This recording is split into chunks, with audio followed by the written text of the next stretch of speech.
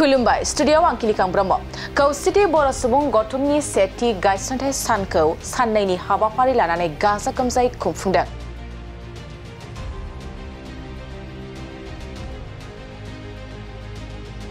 गुवाहाटी नोगोरमानि एबा कामरूप मेट्र'नि बेन्दोंआव थानाय आहमगाव बाथौफुरियाव थानाय बर' थुनलाइ आफादनि ससियेल लिटारेरि कालचारेल कमप्लेक्सनि लांगोनायाव 1 आरो 2 फेब्रुवारियाव साननैनि हाबाफारि लानानै खौसेथि बर' सुबुं गौथुमनि सेथि गायसनथाय सानखौ गाजा गोमजायै खुंफुंदों।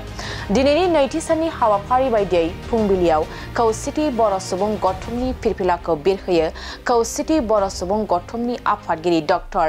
गाम्बारु मोसाहारि बिथाङा। लोगोसे बे हाबाफारिनि उनाव मुंख्लंफोरनो बिबार बावजेनो खौसेथि बर' सुबुं गौथुमनि बोसोनगिरि अमरेन्द्र ब्रह्मआ। बेनि अनगायैबो बे हाबाफारिनि उनाव गोबां आलासि बिथांमोना गेवलां मेलाव बाहागो लाफैगोन होननानै बुंथिदों खौसे बर' सुबुं गौथुमनि आफादगिरि डक्टर गाम्बारु मोसाहारि आरो खौसेथि बर' सुबुं गौथुमनि गाहाय नेहाथारि डक्टर बाबु बर' बिथाङा। खुलुमबाय निउस चेनेल बिथांमोननिसिम। दिनै खौसेथि बर' सुबुं गौथुम इउनाइटेड बर' पिपल फेडारेशननि गुवाहाटी नोगोरमानि बड' साहित्य सभा लिटारेरि काम कालचार कमप्लेक्सनि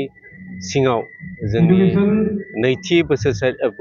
सेथि बोसोरसालिया जथुमा मैयानिफ्राय 1 आरो 2 फेब्रुवारिनि अक्ट'खालि जोङो जादों आरो दिनै नैथि सान। दिनै जोंनि फिरफिलाखौ जों बिरहोबाय जोंहा 22 जिल्ला दाजानो आरो 22 जिल्लानिफ्राय बिथांमोना रिप्रेजेन्ट खालामदों आरो फिरफिलाखौ जोङो बिरहोबाय हाबाफारिया जोब्बाय। दान्दिसेनि उनाव जोंनि अपेन सेसन जागोन। अपेन सेसनाव गाहाय आलासि महरै सिगांनि आवगायनि बिटिसिनि चिफ हाग्रामा महिलारि बिथां फैगोन आरो बेखेवगिरि हिसाबै जोंनि बिटिसिनि सिगांनि बारग' प्रिन्सिपाल सेक्रेटारि जन इन्टिकाटार फैगोन आरो अनजलि दैमारि बिथाङा सायख'जानाय बिबुंथि महरै आलासि महरै नुजाफैगोन आरो त्रिपुरानिफ्राय जोङो त्रिपुरा स्टुडेन्टस फेडारेशननिफ्राय आफादगिरि नेहाथारि बिथांमोना सफैदों आरो बर' थुनलाइनि गाहाय नेहाथारि नीलकान्त गयारि बिथांमोना फैगोन आरो ब्रह्म धर्मनिफ्राय बाथौ गौथुमनिफ्राय आबोबनिफ्राय आरो गुबुन गुबुन बर' हारिनि जायफोर आफाद बिथांमोनखौ जों खावलायदों आरो बिथांमोना फैगोन। बे हाबाफारिनि गेजेरजों जों बिटिसिनि बायजोआव थानाय बर' कसारिनि जा जोंनि माखासे मोनथाय बे मोनथायखौ जोङो गोहोमथि खोख्लैगोन। जोङो बे गोहोमथिफोरखौ खोख्लैनो थाखाय जोंनि खौसेथि आरो सान्थि जेरावखि थाया बर'फ्रा जोङो जेराव बेयाव सान्थि आरो खौसेथिखौ लाखिनानै जोङो मोनथायखौ मोनफुंनो हानाय बेखौ बे थांखि आरो नोजोर लानानै जोङो आवगायदों आरो दिनैनि हाबाफारिनि गेजेरजोंनो जोङो मोनसे बिटिसिनि बायजोनि बर'फोरनि गेजेराव जों मोनसे हरगोन जे बयबो बिटिसिनि बायजोआव बर'फ्रा खौसे जानांगौ। जोंनि बर'फोरनि राव हारिमु थुनलाइ बेखौ फोथांनायनि जा आद्रा थालांनाय बे हाबाफारिखौ मावनो थाखाय बे आफादा फैबाय थागौ समफ्राव खामानिखौ मावगोन। गोजोन्थों। खुलुमबाय। जोंहा इउनाइटेड बड' पिपल फेडारेशन गोदानै दाजानाय दिनै जोङो सेथि बोसोरारि जथुम्मा जोङो 1 आरो 2 फेब्रुवारिनिफ्राय जागायजेनदोंमोन। दिनै नैथि सान आरो सेथि हाबाफारिया मैया जोबनानै थांबाय। माखासे मेहेरगोनां हाबाफारिजों मैया जोबनानै थांबाय। गिबि हाबाफारि महरै जों लादोंमोन स्वच्छ भारत अभियान बेखौ मावफुंदोंमोन जोंहा रातिराम बर' सारा। बेनि उनाव जोङो मेन गेट अपेनिं खालामबाय बेखौ खालामना होदोंमोन प्रदीप ब्रह्म बिथां रिटायार्ड DIG। बेनि उनाव जोङो मेन स्टेज जाय स्टेजखौ जोङो दिनेश चन्द्र बर' बिथांनि मेम'रियेलाव SCS बिथांनि मेम'रियेलाव जों बानायदोंमोन आरो बे स्टेजखौ बेखेवना होदोंमोन बिथांनिनो बिसि मिना बर' आब'आ।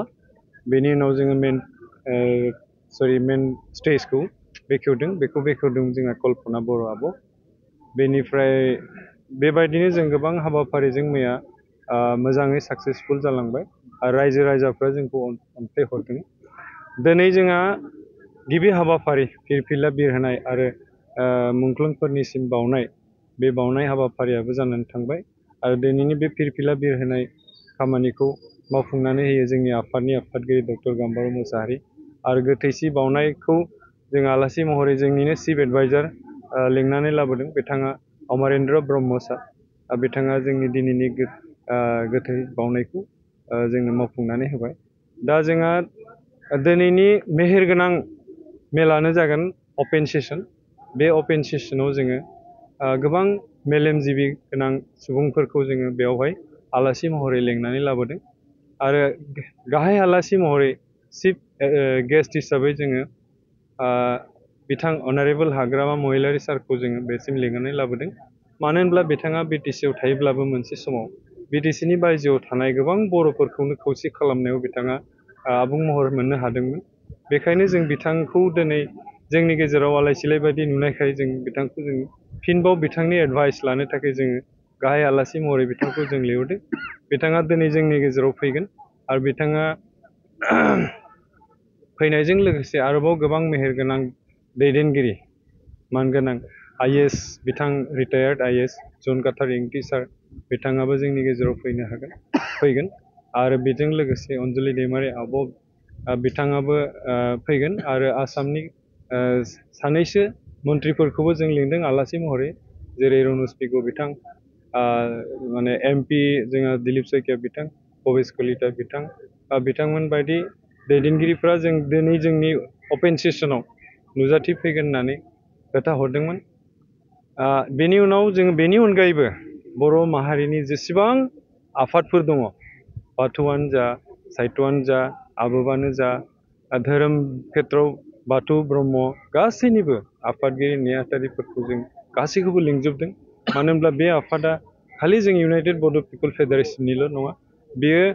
बिटिसिनि बाहेरायाव थानाय गासैबो बर' जातिनि मोनसे सार्थआव जोनोम जानाय बे आफाद बेखायनो बे आफादनि गेजेरजों जोङो बुहुमनि मोनफ्रोमबो जायगायाव थानाय बर' माहारिखौ जों खौसे खालामनो थाखाय खावलायहरदों बे आफादजोंनो जोङो जोंनि बर' हारिनि इयुनखौ जों मोजाङै खामानि मावलांनो होननानै दिनै नैथि सानाव अपेन सेसनाव जों गासैखौबो बेफोरखौ रायज्लायनो आखायाव लादों गोदानै नोंथांमोना मा थांखि लाखो दायो BKWC काउन्सिलनि गेजेराव मोनब्रै जिल्लाया हाबाखै दाबो गवालपारा आरो साउथ कामरुप सनितपुर आरो बिश्वनाथ बे मोनब्रै जिल्लाया दिनैसिम BKWCआव हाबोआखै आरो भिलेज नटिफिकेसन जायाखै दा मानो जायाखै जिहेतु सनितपुर आरो बिश्वनाथ बिटिसिनि बाहेरायाव दङ गवालपारा आरो साउथ कामरुप बेबो बिटिसिनि बाहेरायाव दङ मोनफ्रोमबो जिल्लायाव भिलेज नटिफिकेसन जाबाय नाथाय बे मोनब्रै जिल्लायाव जायाखै दा बे मोनब्रै जिल्लाखौबो थाबैनो भिलेज नटिफिकेसन खालामनानै BKWCनि आन्दाराव सोनानै BKWCखौ फुल फेजेट खालामनो थाखाय जोङो थांखि लादों आरो BKWCखौ थाबै इलेक्सन खालामनो थाखाय जों सरकारखौ नारसिननो थाखाय जोङो थांखि लादों इलेक्सन जायाब्ला BKWCआ मिनिंलेस मानो होनबा BKWCआ दाफुंनाया दिनै 5 years कमप्लिट जानोसै मोनसे इन्टारिम काउन्सिला 6 monthल' थायो आरो बे 6 monthनि उनावनो इलेक्सन खालामनानै बेखौ फुल फ्लेजेड खालामनांगौ दिनै माने बे BKWCनि जा बे माने दैदेनगिरि EM GM CM बिथांमोना दिनै उन्दुनानै दङ बर' जातिनि सार्थ बिथांमोना खामानि मावगोन होननानै काउन्सिल मोनसे दादोंमोन नाथाय दिनैसिम जेबो मावनो हायाखै बे मावनो हायै जा खामानि आद्रा थालांनाय बे खामानिफोरखौ जों मावफुंनो थाखाय जोङो दिनै बे मेलनि गेजेरजों रायजो राजाफोरखौ जों फोरमायगोन